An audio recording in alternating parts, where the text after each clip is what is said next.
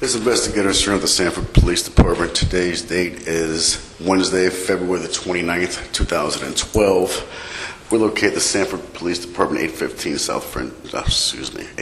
West 13th Street, City of Sanford, Seminole County, Florida. The time is now 17:19 hours. That's 5:19 p.m. Here to discuss case number 2012-5000-1136, the shooting death of a Trayvon Benjamin Martin, which occurred on February 26th. It was a Sunday at approximately 7:30 p.m.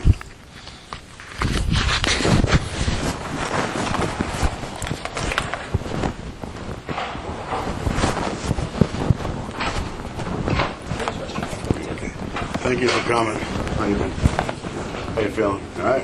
How's your head? Okay.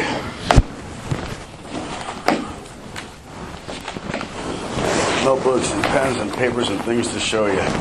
Are you a man of faith? I mean, have you got any counseling? Have you talked to a priest or a pastor or anybody like that? No. My question is, how's your head? I mean, PSSD, that's what he said? She said? Okay, did she order you any counseling or anything, or prescribe you any counseling, give you a script? Okay, but are you going to see a psychiatrist or anything like that, or? Okay, she is, okay. Okay, do you have any other kind of mental illness?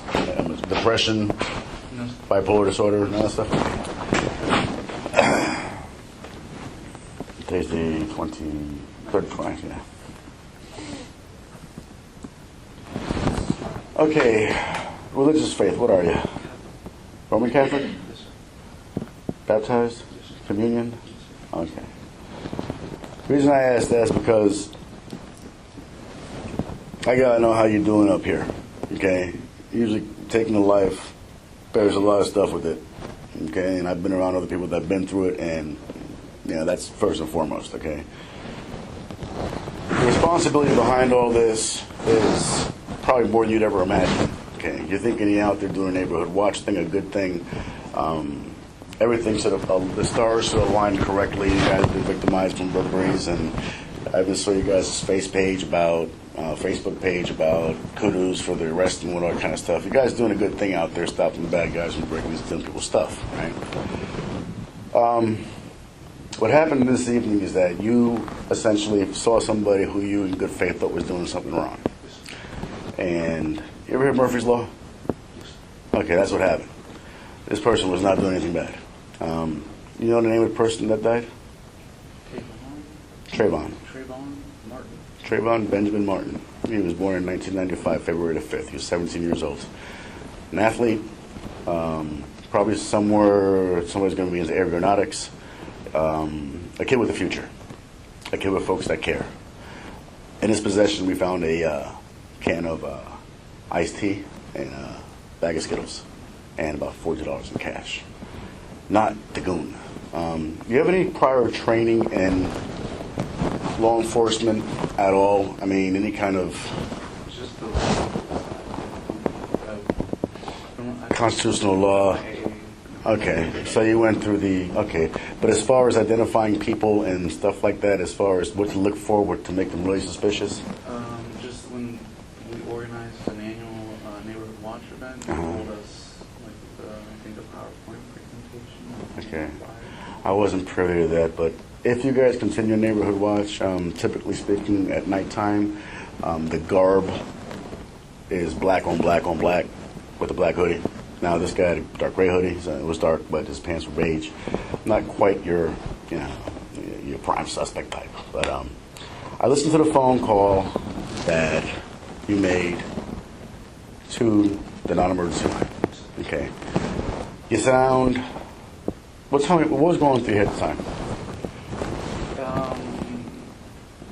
2 or 3 weeks prior to that, I'd seen somebody looking in a window of the house that he was in front of. Was he white or black? Black. Okay. And the guy that lives there, I know he's active in the neighborhood watch, and he's Caucasian. The guy, the suspicious looking guy went up to the house. I was walking my dog around the neighborhood, and he walked up to the house, and he was smoking. No, I'm sorry, he wasn't smoking at that time. He turned around, and he saw me walking my dog, so he lit a cigarette and leaned up against the wall, pretending like he lived there. Mm-hmm. And so I walked past him, and I called non-emergency. And I got under a street light, and they asked me if I could see where he went, or if he went inside the house. I said no. And they said, can you get to where you can see? And I said, I really don't want to move from this area. Oh, and they needed the address. And I don't know, my adrenaline was rushing, and 1,000 things went through my mind. I gave them what I thought was my address, further down in the 1900 building instead of the 1400. And when I walked to see the address, I saw the end of the house, and he was at the side of the house looking in the window. He either threw or spit he looked at me, he threw or spit his cigarette out, and then ran around the back. So I told non-emergency, I think it was still non-emergency at that time, that, I don't know where you guys are coming from, but he's around back. And I don't know where he went. And I stayed in front of the house where the streetlight was. And I waited and I waited and I waited. And then it hit me. The police came and drove past me. And then is when it hit me that I gave them what I thought was my address instead of that address. I called back and I said, the correct address. The police officer came back. I didn't even see because the house was completely dark. Mm-hmm. The window was open. So, and the front door was, the police later told me the front door was unlocked. All the windows were open in the house. And the front door was unlocked, the garage was open. So they went in, they cleared the house. Oh, they asked me for the owner's name and phone number. And then they asked him for permission to go inside the house, blah, blah, blah, blah. Then the next week, not at that building, but at the next building on the end unit, the guy I saw broke in, apparently stole a laptop from what I understand, ran off, but one of the maintenance guys saw him and was able to give the police a direction of where he was going, and he was actually arrested. So when I saw him in the same area in front of the guy's house that I know tends to keep it unsecured, and he was looking into the house, I just thought something doesn't fit right here. And this is the one prior to this one, right? No, I'm sorry. That's why I felt this was suspicious. Okay. What did you see Trayvon doing that caught you as being suspicious? He was looking at the house intently, and then... What, the same house? The same house that I had called about before. Did he stop? He stopped. In front of the house? He stopped in front of the house, and then I drove... There was a car, backing up, so I slowed down, and then I drove around him, and he kept looking at me, and then when I passed, it was raining, and I said, you know what, he's not walking briskly to get out of the rain. He wasn't, he didn't look like a marathon runner that is active and the trains in the rain. He was just walking slowly in the grass on the sidewalk, and I just said something's off. So that's why I called an emergency. Okay. You're going to come under a lot of scrutiny over this, correct? Okay. The profiling aspect of the whole thing. Had this person been white, would you have felt the same way? Yes. Okay. Got to ask that. Like I said, this child has no criminal record whatsoever. Good kid.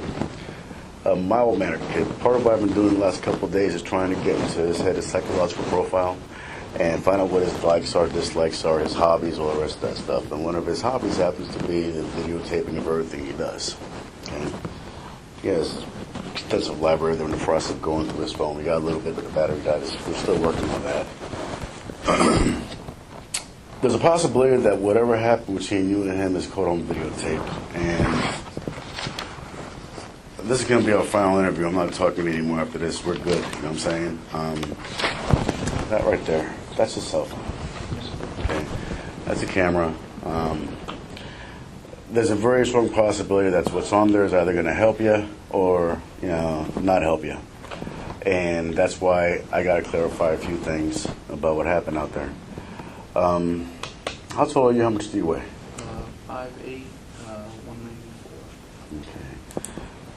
Trayvon's about 6 foot, about 150 pounds.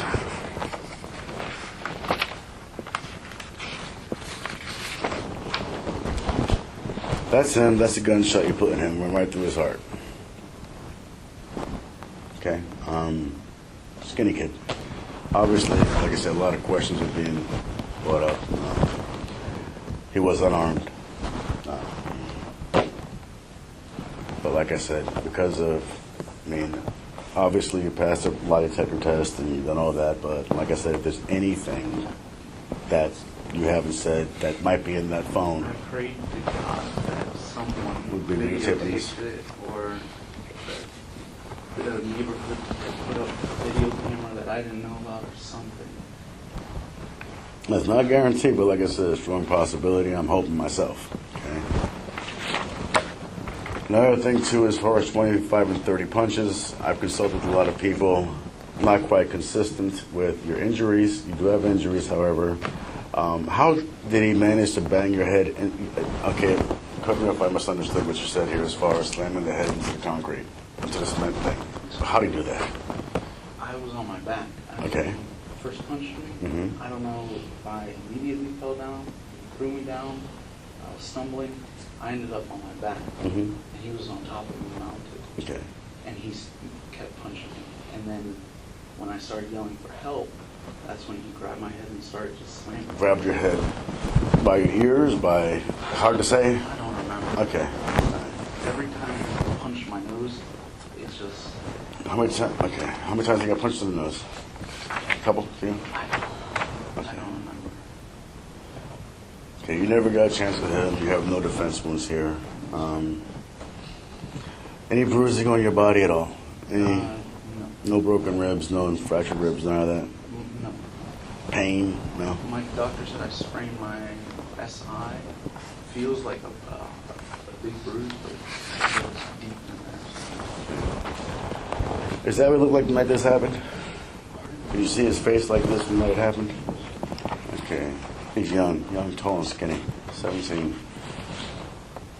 That's him again. I'm showing this because you're going to have to someday meet his family. That's just how these things work eventually. And they have a lot of questions, obviously. And I want to prepare you for that. Just like I said, I'm basically out of it after this. This is, you're glad it's on video. That's a good thing. And like I said, I don't mean to torture you with this, but you got to see this before you see it anywhere else. Okay?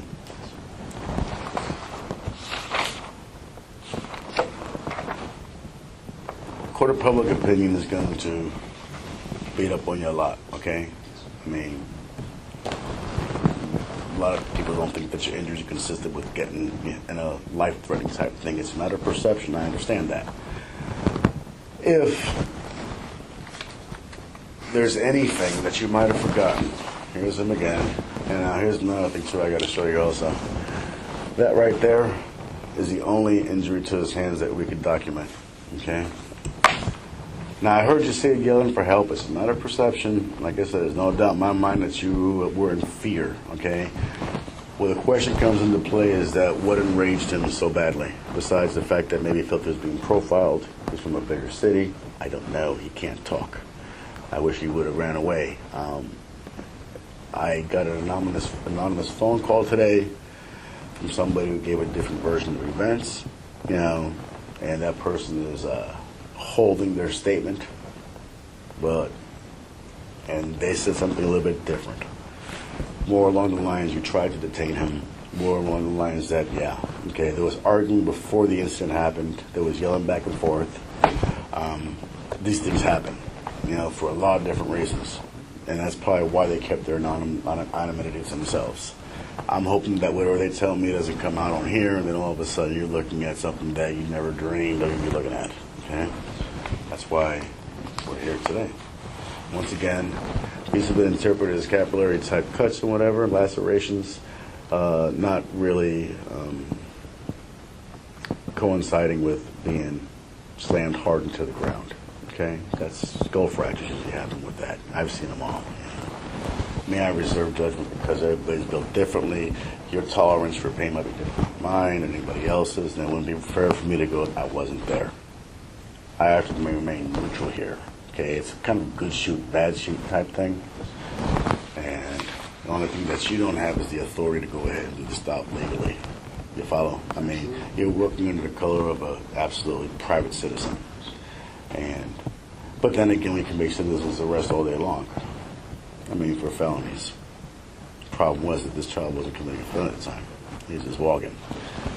But once again, it could also be explained away if, because of the burglaries and all the rest of that stuff too. I mean, I've seen security guys with some really weird stuff. I've seen neighborhood watch guys with some really weird stuff. And my first time in here, and it's always imperative that I get absolute truth, which you've apparently been given to me. In case, like I said, if not, I find it somewhere else, it's not going to work to your advantage, okay? Once again, these are your defensive wounds, which are essentially non-existent. I'm looking for bruising and scrapings, and you fared pretty well, probably because you had long sleeves on. I mean, that's what I'm thinking. I can write that up pretty easy. And once again, I'm looking at, who's this female right here? My ex-girlfriend. Okay, what she got against you? Nothing. You have an injunction on her, or she had an injunction on you? Okay. Is there any reason why anybody would say things about you that you're Hispanic, right? You're Peruvian and white. Okay. I'm Puerto Rican and white, I guess. Italian. You got any problems with black people? No, sir. Okay, I had to ask. Any problems with anybody? Well, probably criminals, I'm sure. I mean, I've also done your background, and I've seen things that you've done. You tend to involve yourself in a good way. Yeah. What were your aspirations when you've been arrested, okay? Battery LEO, what's that about? Pardon? For battery LEO, what was that about? There was, we were at a bar, 5 guys and 6, 7 girls. And my buddy was underage and he was drinking apparently. And I was at the bathroom. He has a problem dancing with other guys' girlfriends. And when I came out of the bathroom, one of the girls we were with said, "Hey, your buddy just got drug out of here by the neck by some big dude." And so I just thought he caused a fight, or he was going to get his butt kicked. So I headed out. My 2 friends that I was with headed out at the same time. But I got out there first. When I got out there, this guy, the big guy, had him by the neck up against the wall. And I said, "Hey, what are you doing?" And he goes, something like, "Get the fuck out of here," or "Step the fuck back," something like that. And I said, "What are you talking about, man? What's your problem?" And I walked up to him. He grabbed me by the shirt, pushed me, and kind of hit me in the chin. So I grabbed him back. And as soon as I grabbed him, it turned out he was DEA, or not DTA, ATF.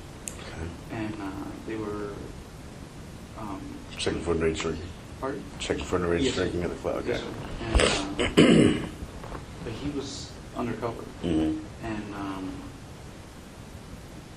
they sat me down, questioned me. The captain, I guess, said, they asked him for transport, and he said, they arrested the 6 other bartenders, and he said, "We're taking 6 of them. And the cop, when I grabbed him, I pushed him into a wall. There was like a column, and I pushed him into a wall, and I guess he got hurt. And when he overheard that, the captain said, "We're transporting 6 of them." He flipped out, and he said, "F that cap, he's got to go too, blah, blah, blah, blah, blah." And the captain was letting me go.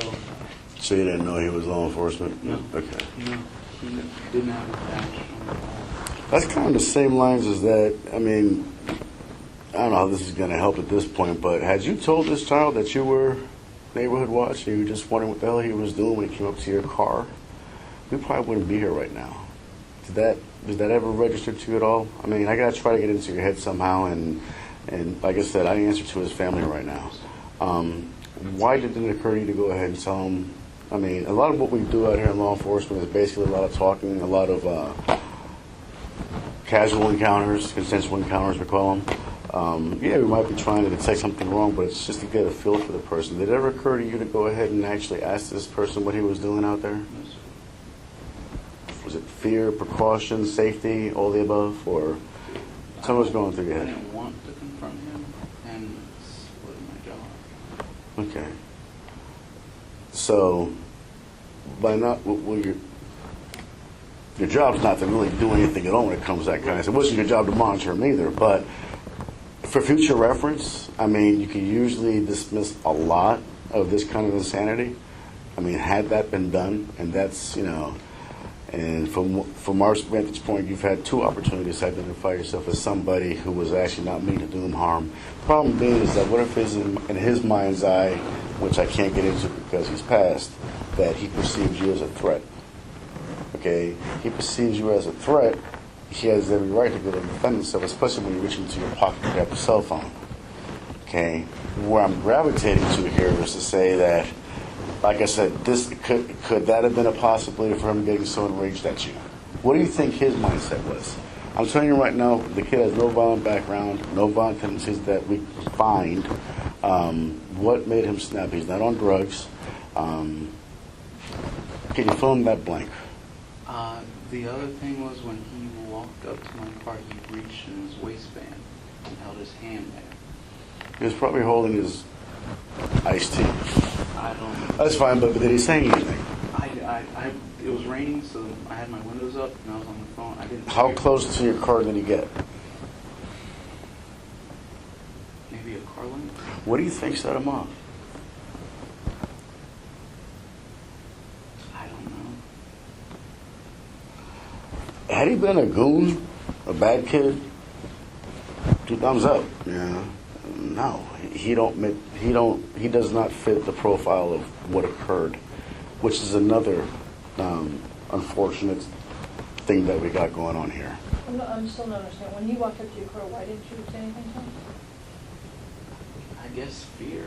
I didn't want to confront him. Same reason. You were afraid of him. Yes. And then do you say you ran? Yes. But then you get out of your car and run after him? I didn't run after him, no. I walked to find a street name or a street sign. And he had already cut out between the houses. So I knew that if I walked straight through that little sidewalk, I knew that that was my street that I lived on, Retrieview Circle. But when I was walking around, my truck lights stay on, and he wasn't there. So was that portion of that T that you could see straight through lit up by your truck lights? It was lit up partially because it only stays on for a few, I don't know how long, but it stays on for a long time. When you got out, you shut the car off and took your keys Yes, with ma'am.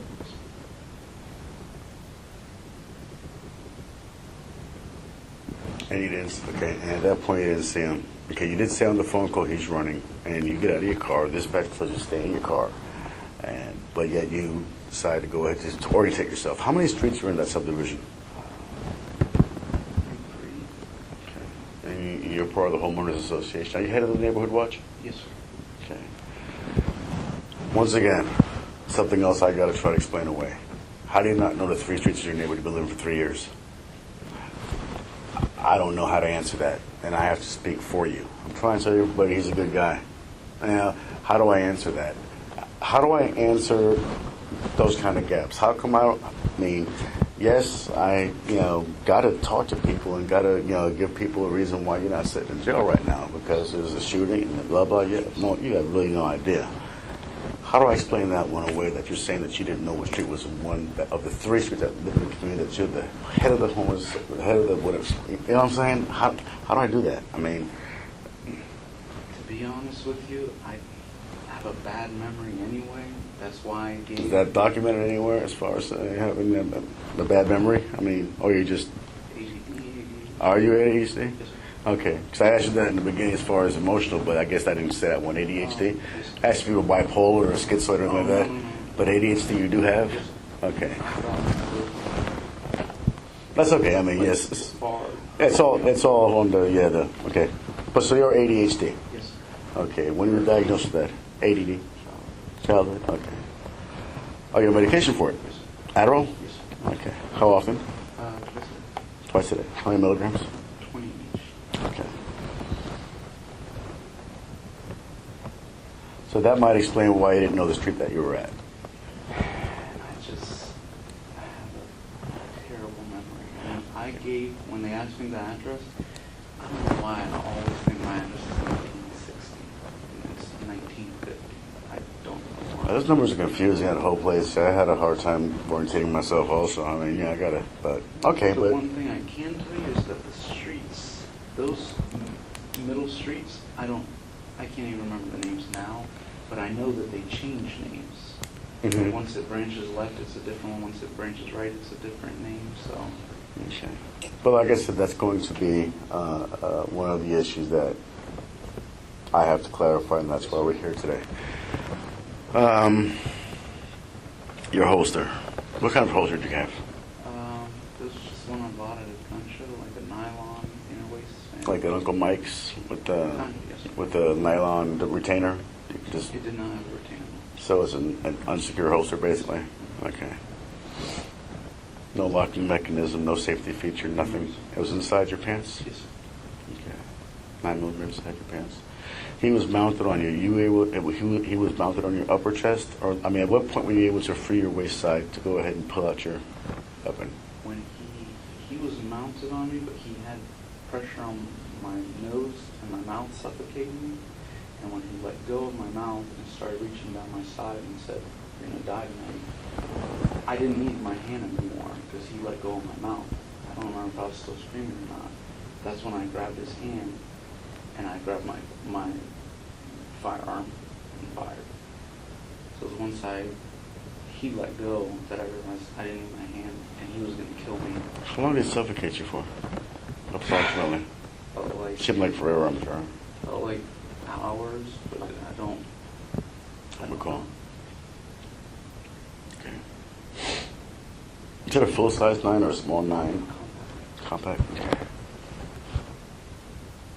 And you were able to overpower him as far as holding his wrist. You gained wrist, we call it wrist control. You gained wrist control on him, basically, and you were able to basically, with both hands. Yes. Okay. Raised it up. Do you remember hitting him with the pistol? Distance-wise? Just remember not wanting to hit my own hand. I was holding his. I went past my hand.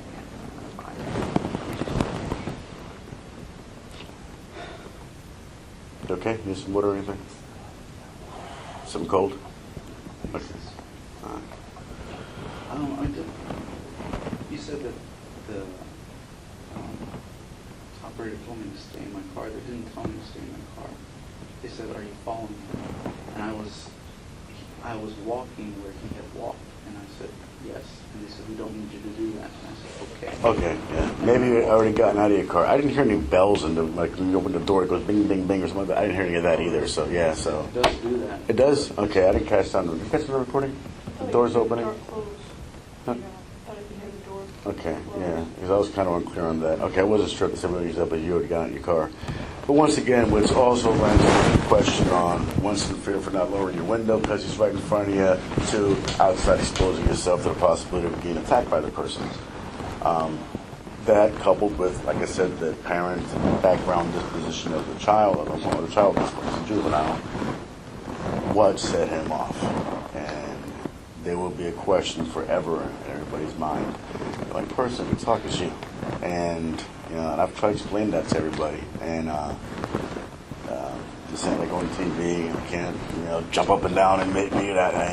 That's not, that's fictitious. When he comes up to your car, you're telling them, right, that Yes. he's reaching in his waistband? Yes, ma'am. So what do you think is the possibility that he has? Well, the guy 2 weeks prior, he saw me, like, with his hand in his jacket and watched me walk by, and then cigarette. So I thought he was just trying to look tough or intimidate. So you didn't think he had a weapon? No, not at the time. You thought he was just trying to bluff you?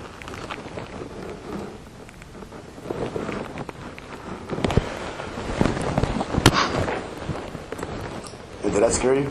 The bluff? They're gonna ask me how come you didn't haul ass. You understand that, right? How come you didn't leave if you were scared of, like I said, and I wouldn't want to be in your shoes. I wouldn't want you to be in my shoes either. But here we are. You're the good guy here. In part, but what we do is that good, bad, or indifferent, we have to give absolute truth in everything we do. That's what it calls sworn. Okay. Good shoots, bad shoots.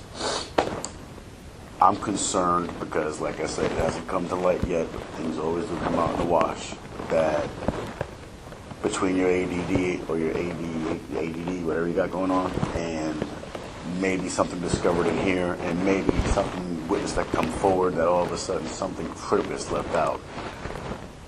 You ever worked security before? You worked in a party one time, Oh, security, yes. right? Okay. Was that paid for or just? It wasn't. Okay. Okay.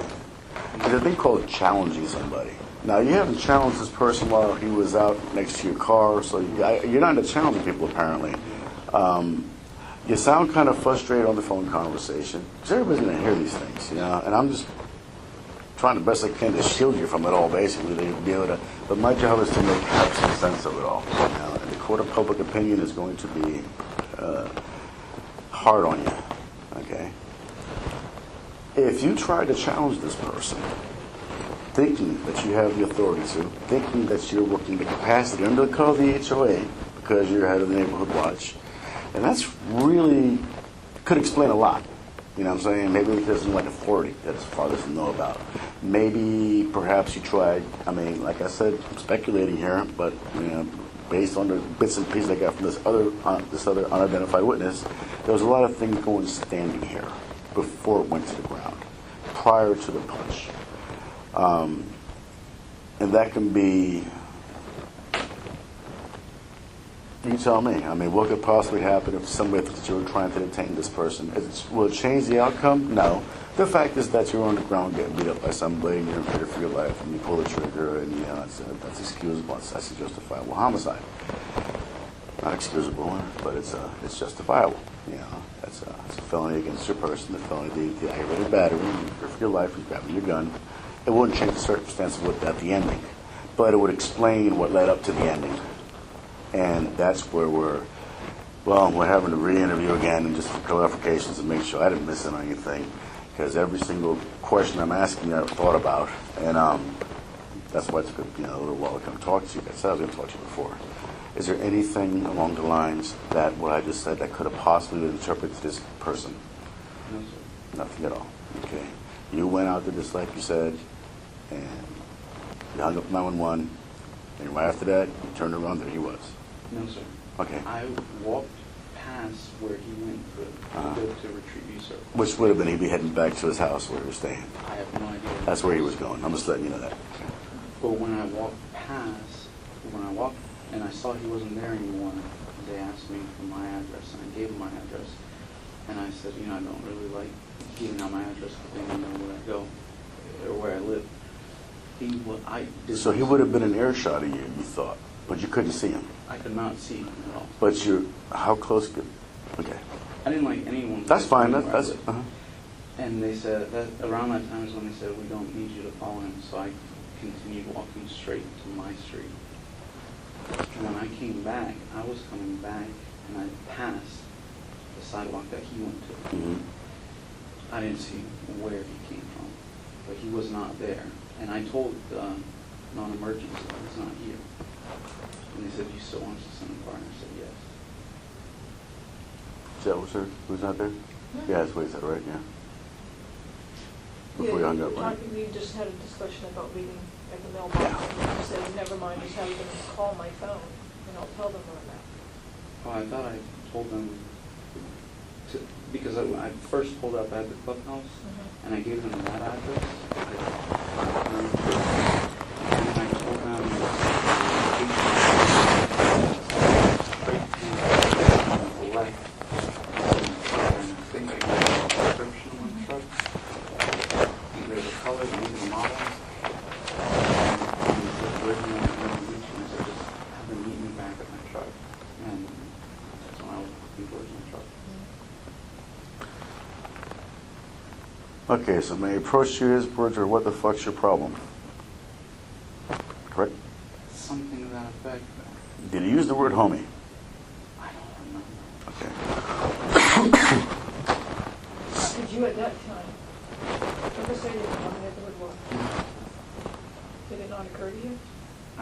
No, I always said, I don't have a problem, and I started backing away from it. But you kind of did have a problem, that's why you were following her, right? You were walking toward the thing. I was scared. Or did You you, were scared to did tell you, them that you had a concern? That you were unable to watch? You were afraid to tell him that? Yes, But I'm not trying to put you on the spot, but these are the questions people want to ask us, No, so I we're going to have to give them an understand. answer. ma'am. I was It scared. seemed like the perfect opportunity to say, look, I'm neighborhood watch, I don't recognize you, are you staying here? Like I said, he came up out of nowhere. I didn't even see him. I was walking back to my car thinking that I was going to meet a police officer there. So when he popped up, he just caught me off guard. I didn't think that I'd tell you. But can you see how that would maybe frighten him? You've been following him now for how far? Were you on foot or? Yeah, you're watching him. I And he didn't. makes it clear to you, he sees you, he walks up to your car, correct? Yes, ma'am. So he's making it clear to you, I recognize you're following me. I didn't know if he was doing that or he was doubling back what he was doing. no, but the reason why he'd say what you have a problem was because, for no other reason, because he knew that you were following him. In other words, you weren't just walking randomly. He didn't walk up to you and say, you got a fucking problem. He didn't try to rob you. He didn't try to, he's asking what the fuck's your problem. Now, could it be possible that you said, I don't have a fucking problem? No. No? Okay. No. That would be my responsibility. I can't. Like I said, the child has no record at all, no violent tendencies, none of this that I know of, that anybody else knows of. His folks would have told me, out of his nature to do this kind of reaction. And I don't know if he thought that you were trying to punk him or be some sort of weirdo or something. Out of his nature. And that's why I posed the question again. What might have set him off that you might have... I mean, it's a traumatic episode, and we can gap out and forget, and maybe if you remember some other time, you can always call me with it, and always be part... I mean, this will probably live on in my caseload for a very, very long time. As far as what I do, what I don't do, I can't win here at all. All I can do is sit in here and try to make it so you don't go down as worse than anybody else, either criminally or civilly. You understand the responsibility behind this? Okay. You should. I mean, if you got the degree in that, you should know when it comes to this kind of stuff. And that's why I'm saying if there's any doubt about your truthfulness, it's going to throw out everything. I mean, they might be saying that you're out there and you could have played John Wayne, and all of a sudden you're trying to take down this kid who's lighter than you, but taller than you, but younger than you, and you're a grown-ass man. He's a child. It's always going to, it doesn't matter. He's still a child. You understand? And that's why I was hoping that maybe you remember something along the lines of, maybe I did piss him off, or maybe at least you understand what led to this. Or in your moment of solace when you're by yourself, you can think to myself, well, shit, maybe, not that you don't feel bad already, but like I said, I mean, some folks feel a lot worse than you do, I can guarantee it. I've had to sit with these folks, and it's bad. This child had a future. Like I said, if he was 20-time convicted, burglary, one thing, but no, not this one. And if you go about your life, I can respect the protecting of your property and the helping of your neighbor and that kind of stuff. That's in you. I've seen the reports of you chasing down retail theft people. Yeah, you like to get involved. I mean, the TVs or whatever from the okay, we know everything. I'm not coming here not knowing who you are. You want to get file charges for spitting into your car or whatever the hell that was all about.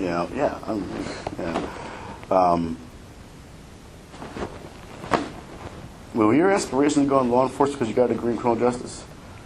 No, I wanted to report them. Why'd you get? I mean, did you have the aspiration of doing that? Being a police Yeah. officer? Yes, sir. Okay, what happened with that? Long story. Not really. I have a cousin that's in prison, and he wrote me and said, that he had gotten off so many times as a juvenile and as through his whole life that he wished that, and he said, granted I've earned what I've gotten, but, I wish that there would have been someone tougher on me. And I mentor these two kids in Apopka, and I realized that, no offense. Oh no, go ahead. You guys, because I loved the thought of being a police officer.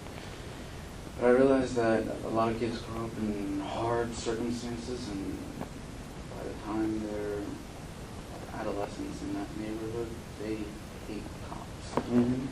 And between my cousin and what I learned, what I'm still learning, mentoring the kids, it's, I think, the biggest difference, because I wanted to make a difference. And the biggest difference you can make, I thought you could make, is showing kids accountability. I thought I could make more of an impact on their lives as a judge than as a police officer. So you're going for law degree? Yes, sir. Okay. Yeah, because you get desensitized to a process that slaps you on the hands. Yeah. That makes sense. So those are your aspirations. Law. Okay. So you'd understand where this is coming from, because this right here, this 17-year-old boy would have been one of those kids that would have been a success story.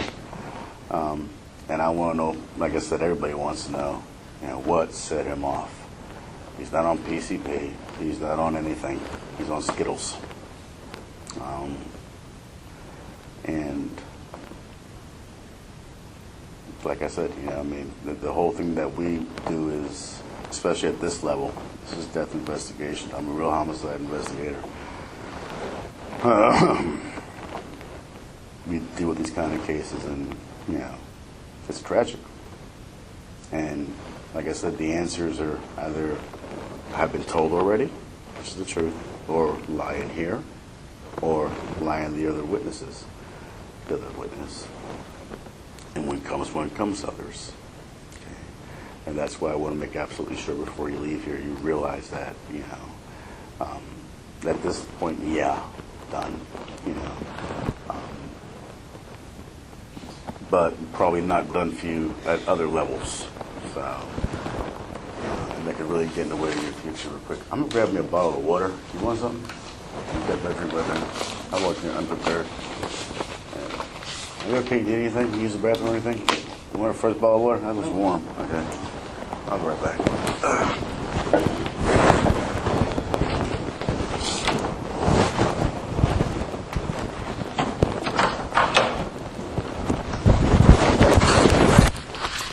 I'm going to pause this tape.